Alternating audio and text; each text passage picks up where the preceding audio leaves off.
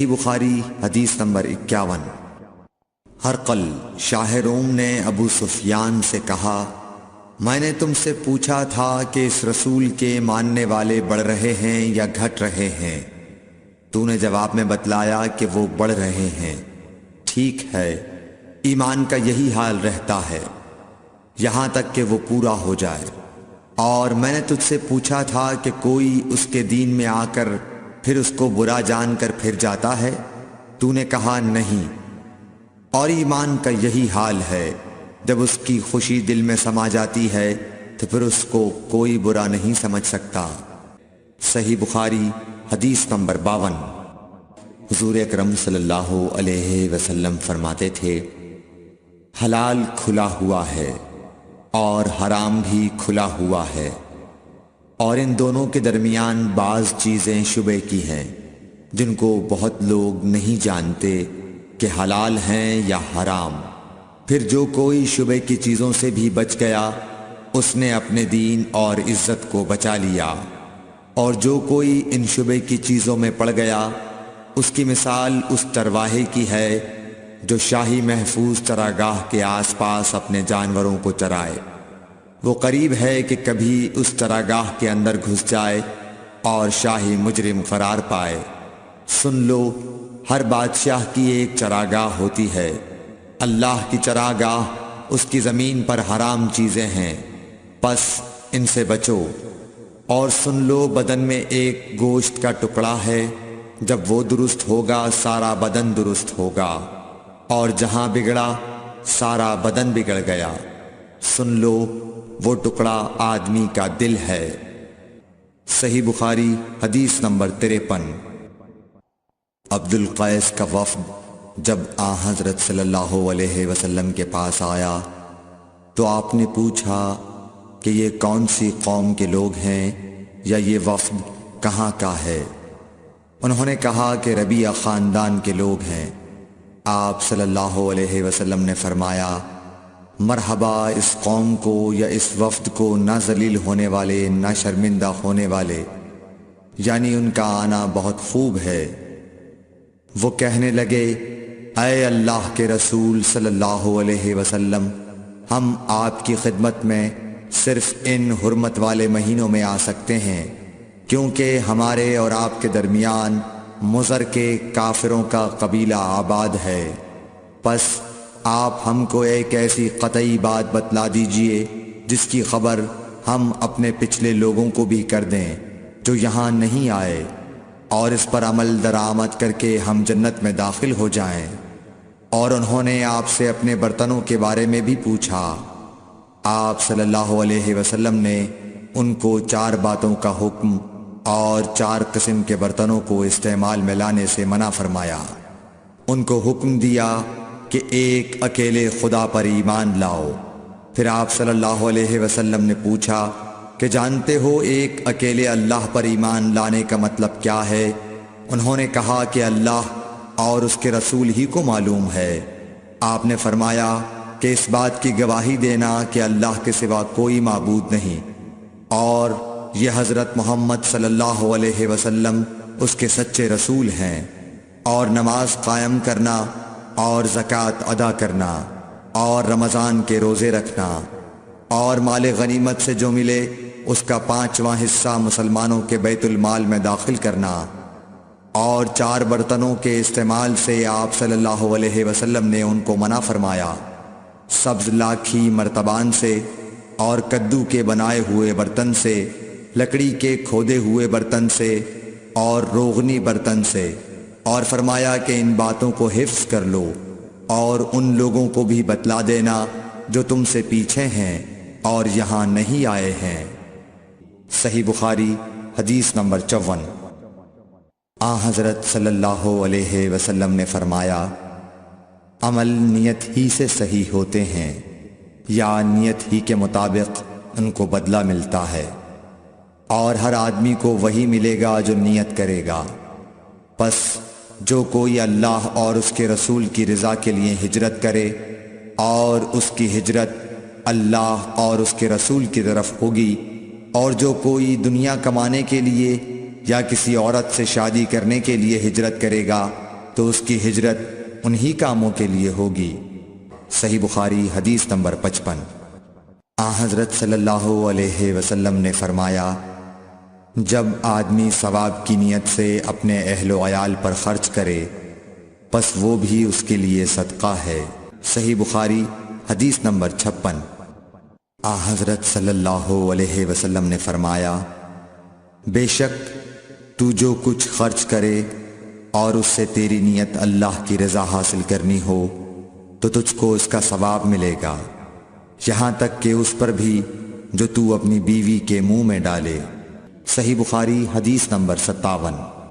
جریر بن عبداللہ رضی اللہ تعالی عنہ نے کہا کہ حضرت صلی اللہ علیہ وسلم سے میں نے نماز قائم کرنے اور زکوٰۃ ادا کرنے اور ہر مسلمان کی خیر خواہی کرنے پر بیعت کی۔ صحیح بخاری حدیث نمبر 58۔ جس دن مغیرہ بن شعبہ حاکم کوفہ کا انتقال ہوا تو جریر بن عبداللہ رضی اللہ تعالی عنہ خطبے کے لیے کھڑے ہوئے اور اللہ کی تعریف اور خوبی بیان کی اور کہا، تم کو اکیلے اللہ کا ڈر رکھنا چاہیے، اس کا کوئی شریک نہیں، اور تحمل اور اطمینان سے رہنا چاہیے اس وقت تک کہ کوئی دوسرا حاکم تمہارے اوپر آئے، اور وہ ابھی آنے والا ہے۔ پھر فرمایا کہ اپنے مرنے والے حاکم کے لیے دعائے مغفرت کرو، کیونکہ وہ مغیرہ بھی معافی کو پسند کرتا تھا۔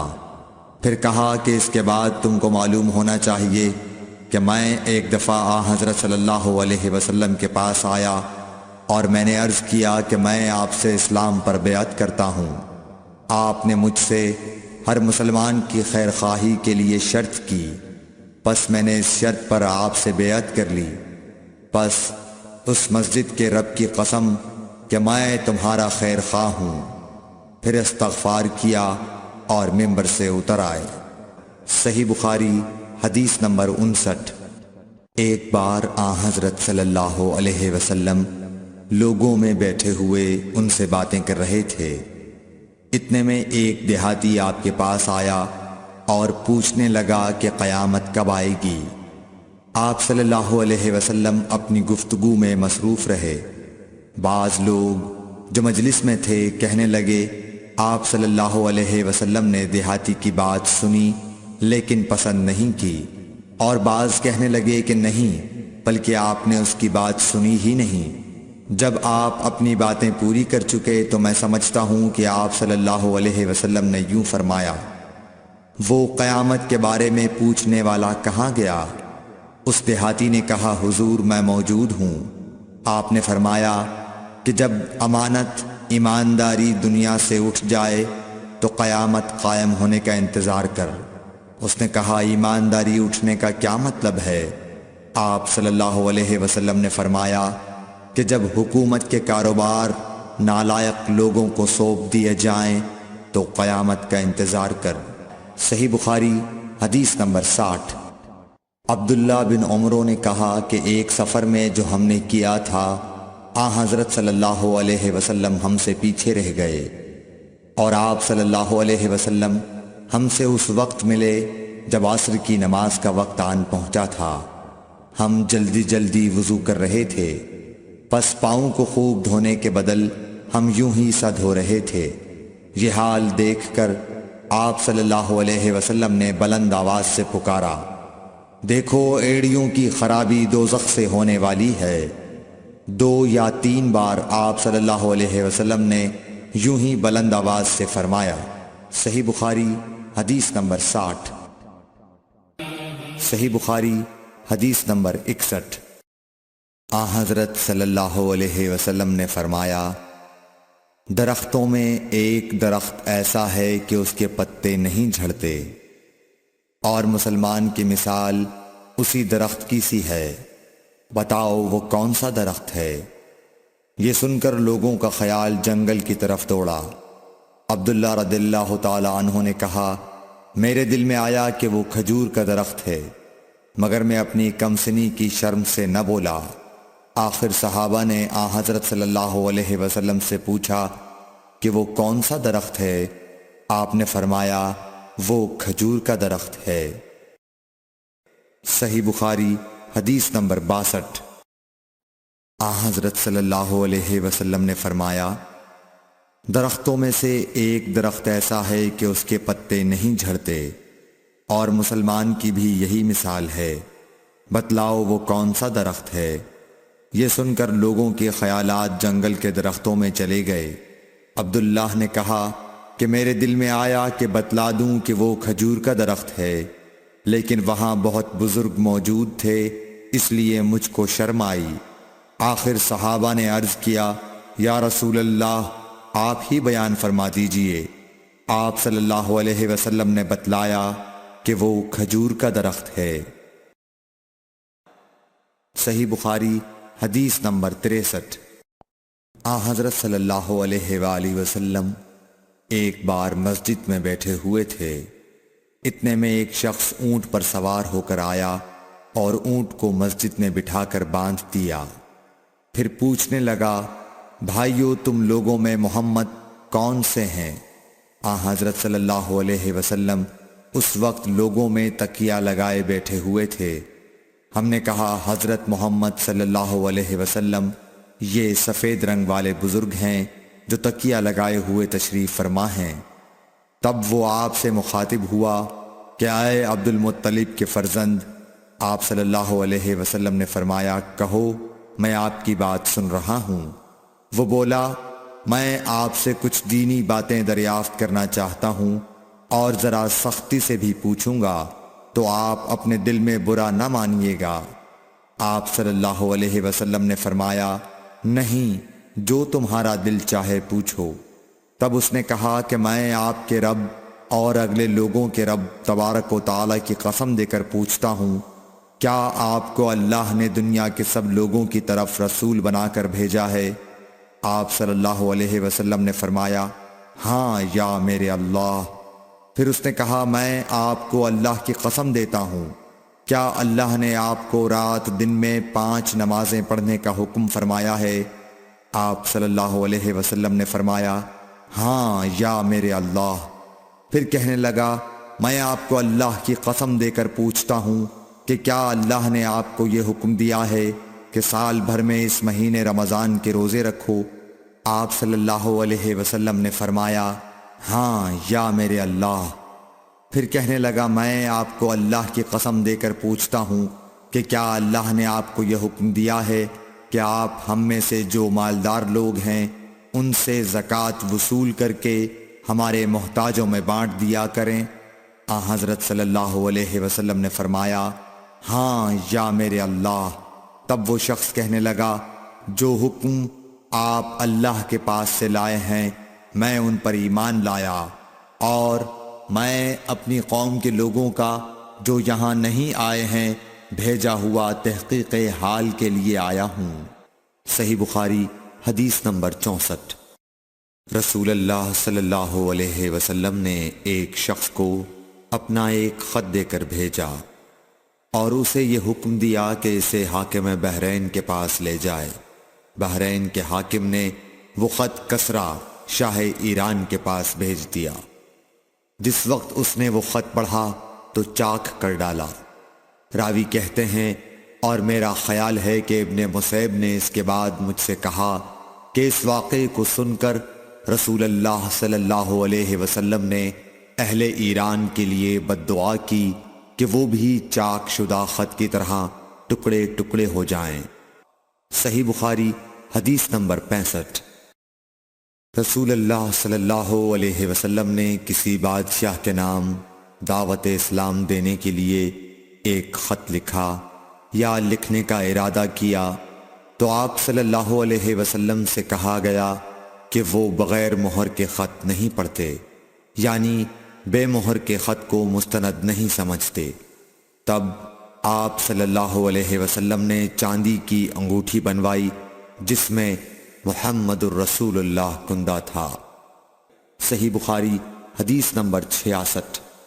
ایک مرتبہ رسول اللہ صلی اللہ علیہ وسلم مسجد میں تشریف فرما تھے اور لوگ آپ صلی اللہ علیہ وسلم کے ارد گرد بیٹھے ہوئے تھے کہ 3 آدمی وہاں آئے۔ ان میں سے 2 رسول اللہ صلی اللہ علیہ وسلم کے سامنے پہنچ گئے اور ایک واپس چلا گیا۔ پھر وہ دونوں رسول اللہ صلی اللہ علیہ وسلم کے سامنے کھڑے ہو گئے۔ اس کے بعد ان میں سے ایک نے جب مجلس میں ایک جگہ کچھ گنجائش دیکھی تو وہاں بیٹھ گیا، اور دوسرا اہل مجلس کے پیچھے بیٹھ گیا، اور تیسرا جو تھا وہ لوٹ گیا۔ تو جب رسول اللہ صلی اللہ علیہ وسلم اپنی گفتگو سے فارغ ہوئے تو صحابہ رضی اللہ عنہم سے فرمایا، کیا تمہیں 3 آدمیوں کے بارے میں نہ بتاؤں؟ تو سنو۔ ان میں سے ایک نے اللہ سے پناہ چاہی، اللہ نے اسے پناہ دی، اور دوسرے کو شرم آئی تو اللہ بھی اس سے شرمایا کہ اسے بھی بخش دیا، اور تیسرے شخص نے منہ موڑا، اللہ نے بھی اس سے منہ موڑ لیا۔ صحیح بخاری حدیث نمبر 67۔ رسول اللہ صلی اللہ علیہ وسلم اپنے اونٹ پر بیٹھے ہوئے تھے اور ایک شخص نے اس کی نکیل تھام رکھی تھی۔ آپ صلی اللہ علیہ وسلم نے پوچھا، آج یہ کون سا دن ہے؟ ہم خاموش رہے حتیٰ کہ ہم سمجھے کہ آج کے دن کا آپ کوئی دوسرا نام اس کے نام کے علاوہ تجویز فرمائیں گے۔ پھر آپ صلی اللہ علیہ وسلم نے فرمایا، کیا آج قربانی کا دن نہیں ہے؟ ہم نے عرض کیا، بے شک۔ اس کے بعد آپ صلی اللہ علیہ وسلم نے فرمایا، یہ کون سا مہینہ ہے؟ ہم اس پر بھی خاموش رہے اور یہی سمجھے کہ اس مہینے کا بھی آپ اس کے نام کے علاوہ کوئی دوسرا نام تجویز فرمائیں گے۔ پھر آپ صلی اللہ علیہ وسلم نے فرمایا، کیا یہ ذوالحجہ کا مہینہ نہیں ہے؟ ہم نے عرض کیا، بے شک۔ آپ صلی اللہ علیہ وسلم نے فرمایا، تو یقیناً تمہاری جانیں اور تمہارے مال اور تمہاری آبرو تمہارے درمیان اسی طرح حرام ہیں جس طرح آج کے دن کی حرمت تمہارے اس مہینے اور اس شہر میں ہے۔ پس جو شخص حاضر ہے اسے چاہیے کہ غائب کو یہ بات پہنچا دے، کیونکہ ایسا ممکن ہے کہ جو شخص یہاں موجود ہے وہ ایسے شخص کو یہ خبر پہنچائے جو اس سے زیادہ یاد رکھنے والا ہو۔ صحیح بخاری حدیث نمبر 68۔ رسول اللہ صلی اللہ علیہ وسلم نے ہمیں نصیحت فرمانے کے لیے کچھ دن مقرر کر دیے تھے، اس ڈر سے کہ کہیں ہم کبھی دخاطر نہ ہو جائیں۔ صحیح بخاری حدیث نمبر 69۔ آپ صلی اللہ علیہ وآلہ وسلم نے فرمایا، آسانی کرو اور سختی نہ کرو، اور خوش کرو اور نفرت نہ دلاؤ۔ صحیح بخاری حدیث نمبر 70۔ عبداللہ ابن مسعود ہر جمعرات کے دن لوگوں کو وعظ سنایا کرتے تھے۔ ایک آدمی نے ان سے کہا، اے ابو عبد الرحمن، میں چاہتا ہوں کہ تم ہمیں ہر روز وعظ سنایا کرو۔ انہوں نے فرمایا، تو سن لو کہ مجھے اس امر سے کوئی چیز مانع ہے تو یہ کہ میں یہ بات پسند نہیں کرتا کہ کہیں تم تنگ نہ ہو جاؤ، اور میں وعظ میں تمہاری فرصت کا وقت تلاش کیا کرتا ہوں، جیسا کہ رسول اللہ صلی اللہ علیہ وسلم اس خیال سے کہ ہم کبھی دخاطر نہ ہو جائیں وعظ کے لیے ہمارے اوقات فرصت کا خیال رکھتے تھے۔ صحیح بخاری حدیث نمبر 71۔ رسول اللہ صلی اللہ علیہ وسلم نے فرمایا، جس شخص کے ساتھ اللہ تعالی بھلائی کا ارادہ کرے اسے دین کی سمجھ عنایت فرما دیتا ہے، اور میں تو محض تقسیم کرنے والا ہوں، دینے والا تو اللہ ہی ہے، اور یہ امت ہمیشہ اللہ کے حکم پر قائم رہے گی، اور جو شخص ان کی مخالفت کرے گا انہیں نقصان نہیں پہنچا سکے گا یہاں تک کہ اللہ کا حکم قیامت آ جائے اور یہ عالم فنا ہو جائے۔ صحیح بخاری حدیث نمبر 72۔ عبداللہ بن عمر رضی اللہ تعالی عنہ کہتے تھے کہ ہم رسول اللہ صلی اللہ علیہ وسلم کی خدمت میں حاضر تھے کہ آپ صلی اللہ علیہ وسلم کے پاس کھجور کا ایک گابھا لایا گیا۔ اسے دیکھ کر آپ نے فرمایا کہ درختوں میں ایک درخت ایسا ہے، اس کی مثال مسلمان کی طرح ہے۔ ابن عمر کہتے ہیں کہ یہ سن کر میں نے ارادہ کیا کہ عرض کروں کہ وہ درخت کھجور کا ہے، مگر چونکہ میں سب میں چھوٹا تھا اس لیے خاموش رہا۔ پھر رسول اللہ صلی اللہ علیہ وسلم نے خود ہی فرمایا کہ وہ کھجور ہے۔ صحیح بخاری حدیث نمبر 73۔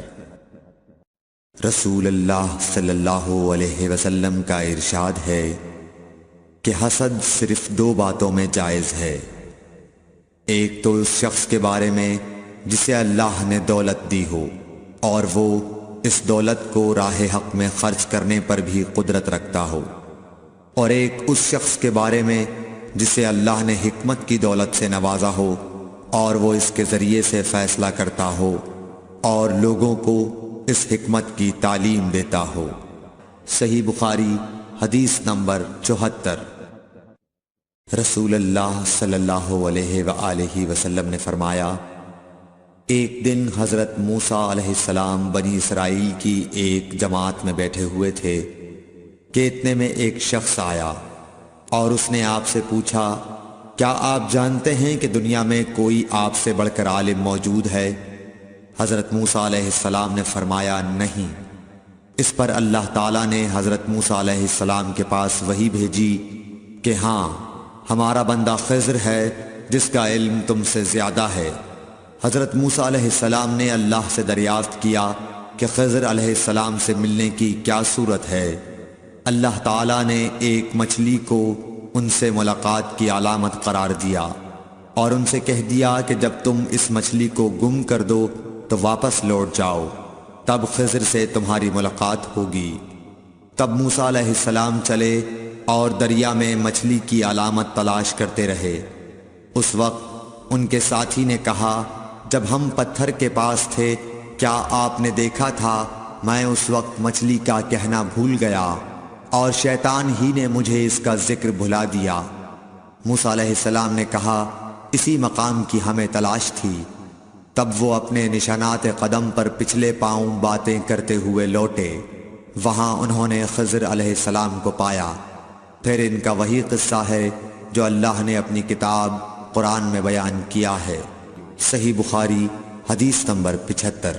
حضرت ابن عباس رضی اللہ تعالی عنہ نے فرمایا کہ ایک مرتبہ رسول اللہ صلی اللہ علیہ وآلہ وسلم نے مجھے سینے سے لگا لیا اور دعا دیتے ہوئے فرمایا کہ اے اللہ، اسے علم کتاب قرآن عطا فرمائیو۔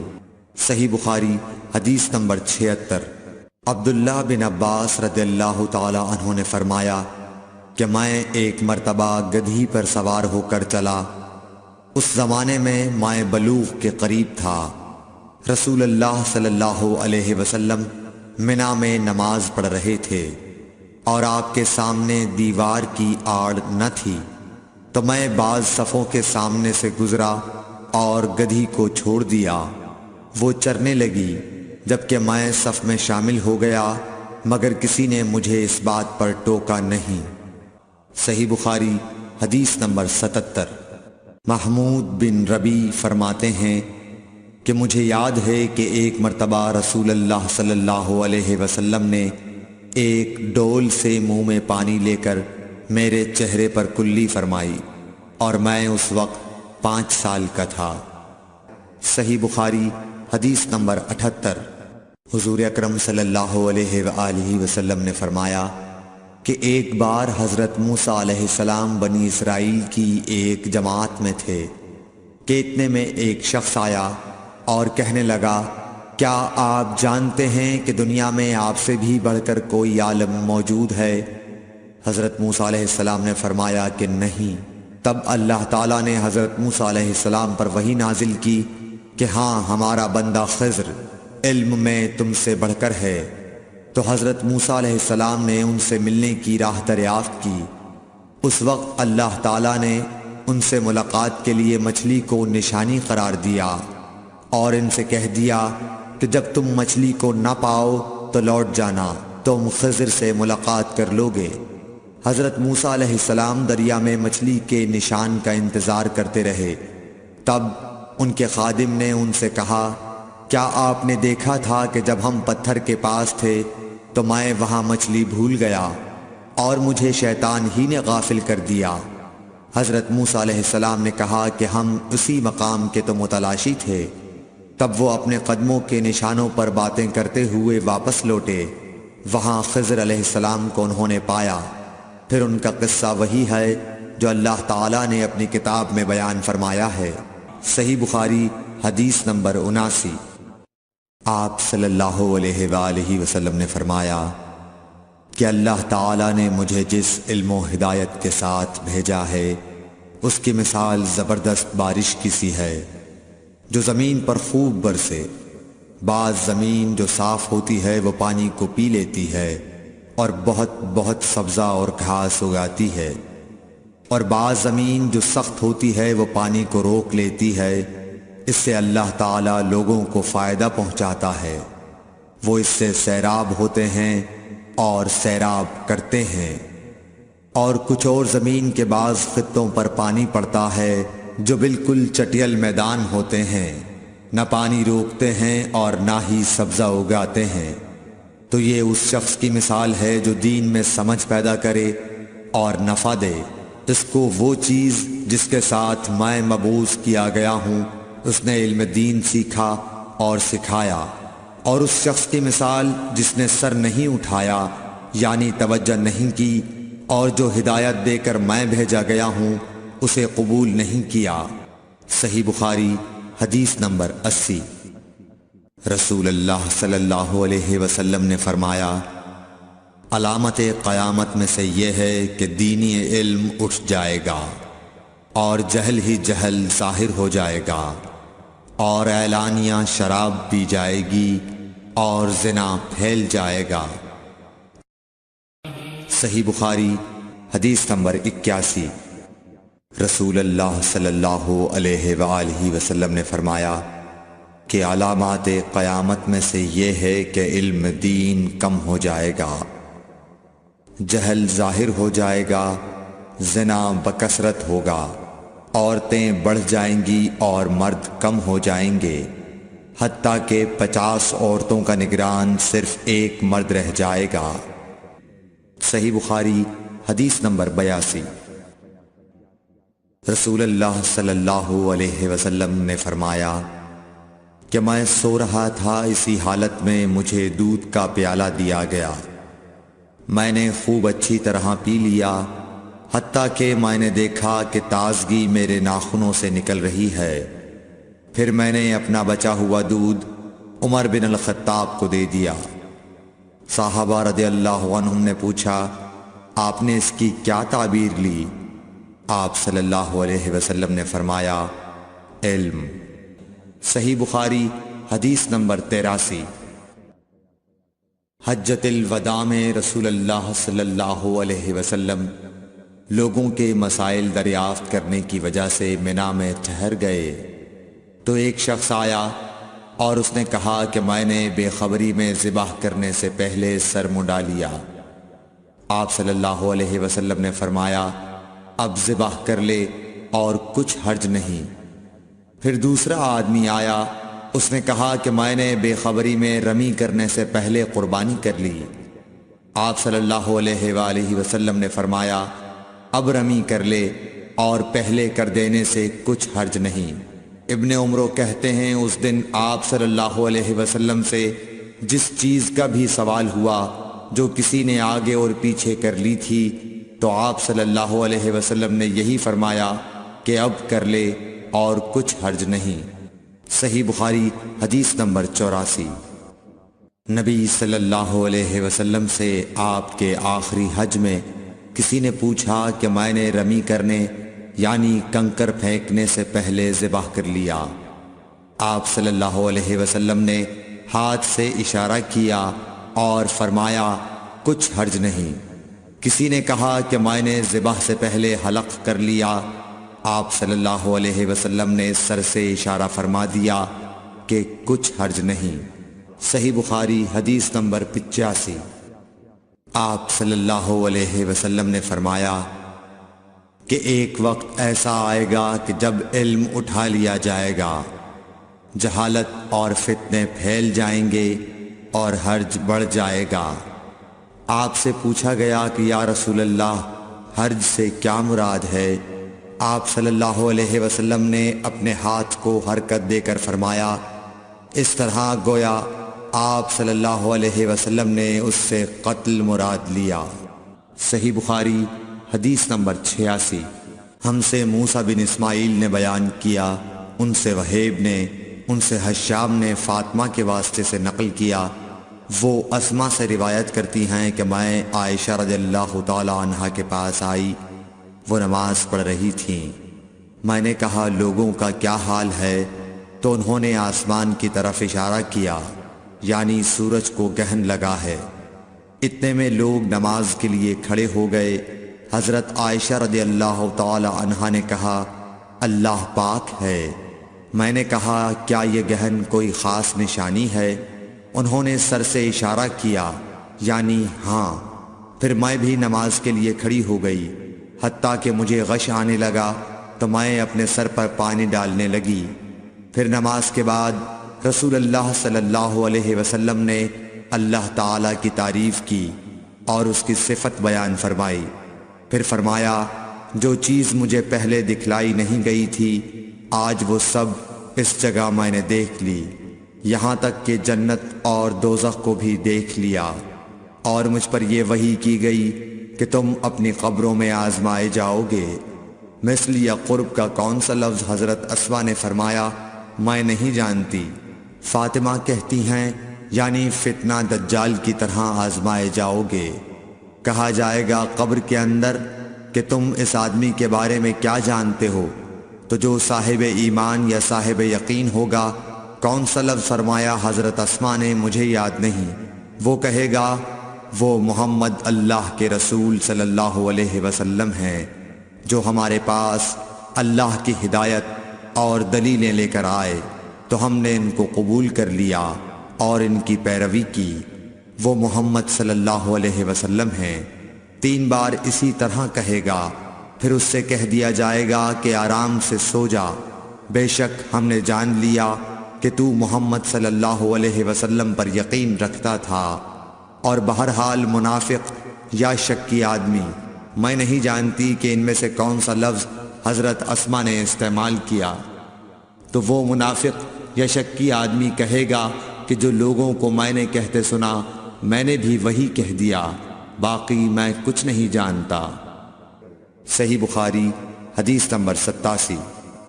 قبیلہ عبد القیس کا وفد رسول اللہ صلی اللہ علیہ وسلم کی خدمت میں آیا۔ آپ صلی اللہ علیہ وسلم نے دریافت کیا کہ کون سا وفد آیا ہے یا یہ کون لوگ ہیں؟ انہوں نے کہا ربیعہ خاندان کے لوگ ہیں۔ آپ صلی اللہ علیہ وسلم نے فرمایا کہ مبارک ہو قوم کو آنا، یا مبارک ہو اس وفد کو جو کبھی نہ رسوا ہو نہ شرمندہ ہو۔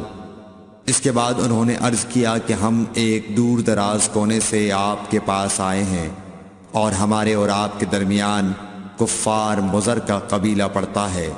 اس کے خوف کی وجہ سے ہم حرمت والے مہینوں کے علاوہ اور ایام میں نہیں آ سکتے، اس لیے ہمیں کوئی ایسی قطعی بات بتلا دیجئے کہ جس کی ہم اپنے پیچھے رہ جانے والے لوگوں کو خبر دے دیں اور اس کی وجہ سے ہم جنت میں داخل ہو سکیں۔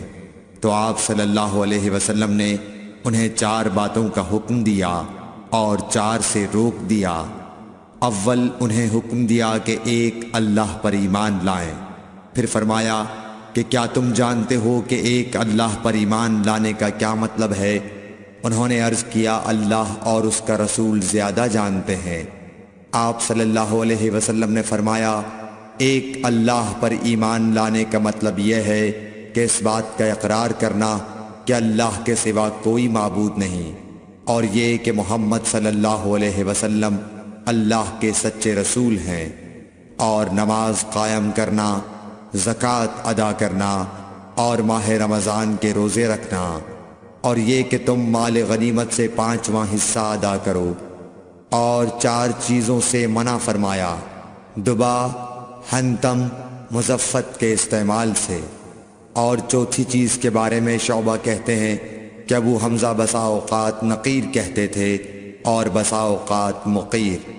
اس کے بعد رسول اللہ صلی اللہ علیہ وسلم نے فرمایا کہ ان باتوں کو یاد رکھو اور اپنے پیچھے رہ جانے والوں کو بھی ان کی خبر کر دو۔ صحیح بخاری حدیث نمبر 88۔ عقبہ نے ابو احاب بن عزیز کی لڑکی سے نکاح کیا تو ان کے پاس ایک عورت آئی اور کہنے لگی کہ میں نے عقبہ کو اور جس سے اس کا نکاح ہوا ہے اس کو دودھ پلایا ہے۔ یہ سن کر عقبہ نے کہا مجھے نہیں معلوم کہ تو نے مجھے دودھ پلایا ہے، نہ تو نے کبھی مجھے بتایا ہے۔ تب سوار ہو کر رسول اللہ صلی اللہ علیہ وسلم کی خدمت میں مدینہ منورہ حاضر ہوئے اور آپ سے اس کے متعلق دریافت کیا تو آپ صلی اللہ علیہ وسلم نے فرمایا کس طرح تم اس لڑکی سے رشتہ رکھو گے، حالانکہ اس کے متعلق یہ کہا گیا۔ تب عقبہ بن حارث نے اس لڑکی کو چھوڑ دیا اور اس نے دوسرا خاوند کر لیا۔ صحیح بخاری حدیث نمبر 89۔ حضرت عمر سے روایت ہے کہ میں اور میرا ایک انصاری پڑوسی دونوں اطراف مدینہ کے ایک گاؤں بنی امیہ بن زید میں رہتے تھے، جو مدینے کے پورب کی طرف بلند گاؤں میں سے ہے۔ ہم دونوں باری باری حضرت صلی اللہ علیہ وسلم کی خدمت شریف میں حاضر ہوا کرتے تھے۔ ایک دن وہ آتا، ایک دن میں آتا۔ جس دن میں آتا اس دن کی وحی کی اور رسول اللہ صلی اللہ علیہ وسلم کی فرمودہ دیگر باتوں کی اس کو خبر دے دیتا تھا، اور جب وہ آتا تو وہ بھی اسی طرح کرتا۔ تو ایک دن وہ میرا انصاری ساتھی اپنی باری کے روز حاضر خدمت ہوا۔ جب واپس آیا تو اس نے میرا دروازہ بہت زور سے کھٹکھٹایا اور میرے بارے میں پوچھا کیا عمر یہاں ہیں؟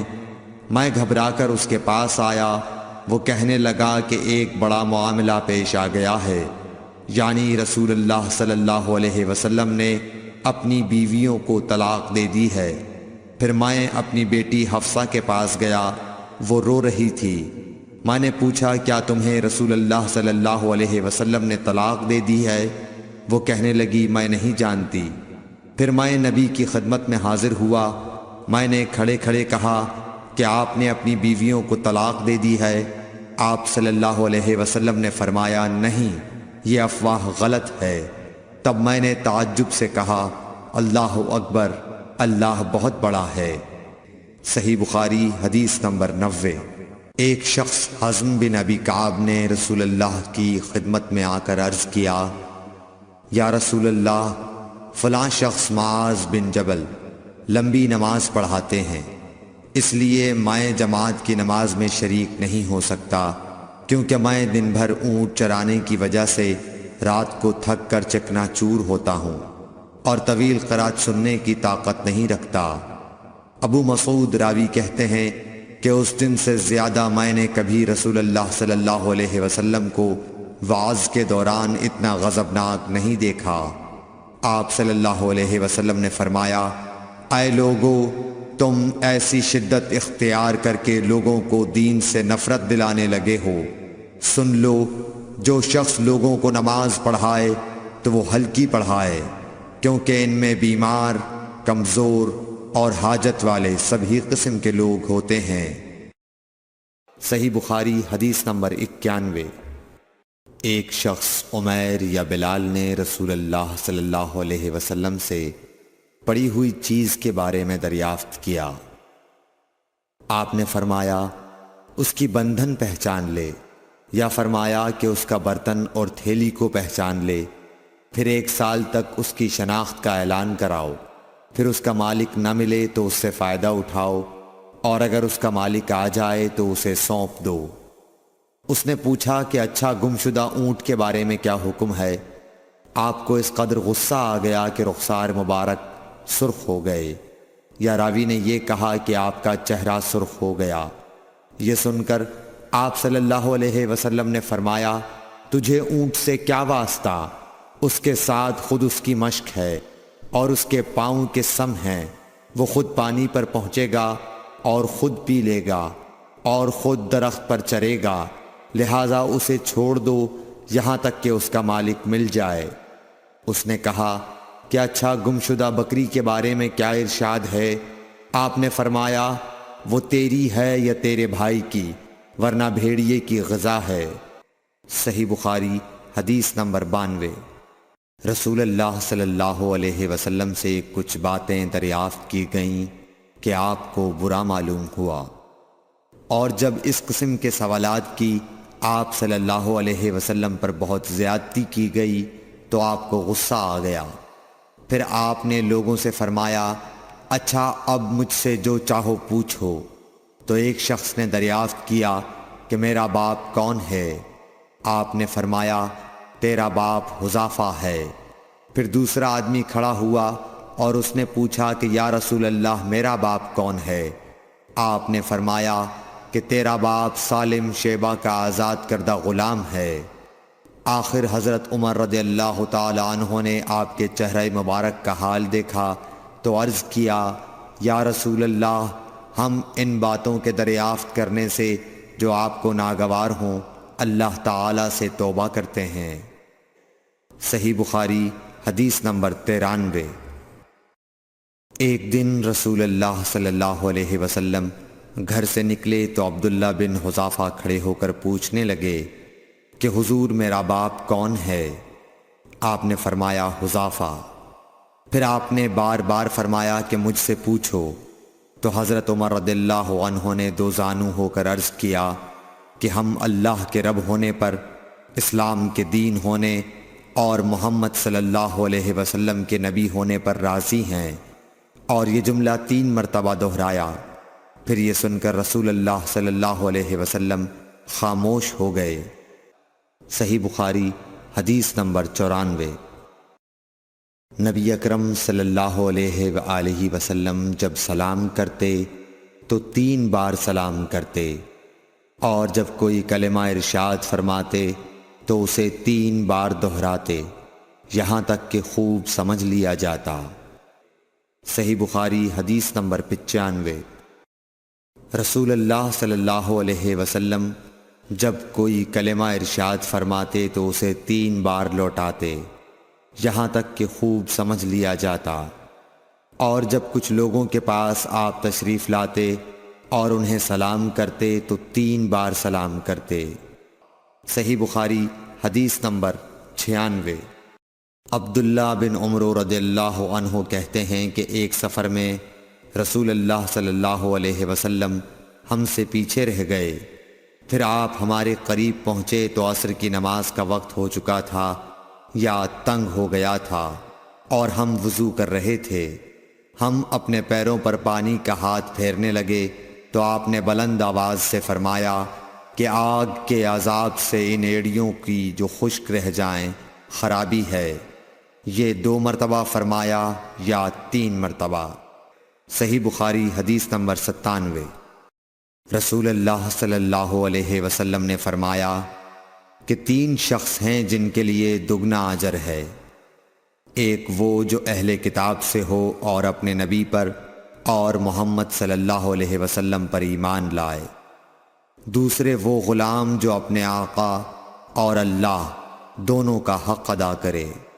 اور تیسرے وہ آدمی جس کے پاس کوئی لونڈی ہو جس سے شباشی کرتا ہے، اور اس کو تربیت دے تو اچھی تربیت دے، تعلیم دے تو عمدہ دے، پھر اسے آزاد کر کے اس سے نکاح کر لے تو اس کے لیے دگنا اجر ہے۔ صحیح بخاری حدیث نمبر 98۔ نبی صلی اللہ علیہ وسلم ایک مرتبہ عید کے موقع پر مردوں کی صفوں میں سے نکلے اور آپ کے ساتھ بلال رضی اللہ تعالی عنہ تھے۔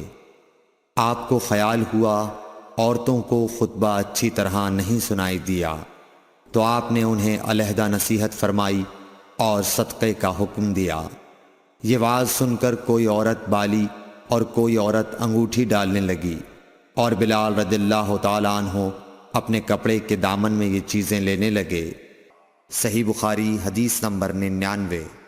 حضرت ابو ہریرہ رضی اللہ تعالی عنہ نے عرض کیا یا رسول اللہ، قیامت کے دن آپ کی شفاعت سے سب سے زیادہ سعادت کسے ملے گی؟ تو رسول اللہ صلی اللہ علیہ وسلم نے فرمایا اے ابو ہریرہ، مجھے یقین تھا کہ تم سے پہلے کوئی اس کے بارے میں مجھ سے دریافت نہیں کرے گا، کیونکہ میں نے حدیث کے متعلق تمہاری حرص دیکھ لی تھی۔ سنو، قیامت کے دن سب سے زیادہ فیضیاب میری شفاعت سے وہ شخص ہوگا جو سچے دل سے یا سچے جی سے لا الہ الا اللہ کہے گا۔ صحیح بخاری حدیث نمبر 100۔ رسول اللہ صلی اللہ علیہ وآلہ وسلم نے فرمایا کہ اللہ علم کو اس طرح نہیں اٹھا لے گا کہ اس کو بندوں سے چھین لے، بلکہ وہ پختہ کار علماء کو موت دے کر علم اٹھائے گا، حتیٰ کہ جب کوئی عالم باقی نہیں رہے گا تو لوگ جاہلوں کو سردار بنا لیں گے، ان سے سوالات کیے جائیں گے اور وہ بغیر علم کے جواب دیں گے، اس لیے خود بھی گمراہ ہوں گے اور لوگوں کو بھی گمراہ کریں گے۔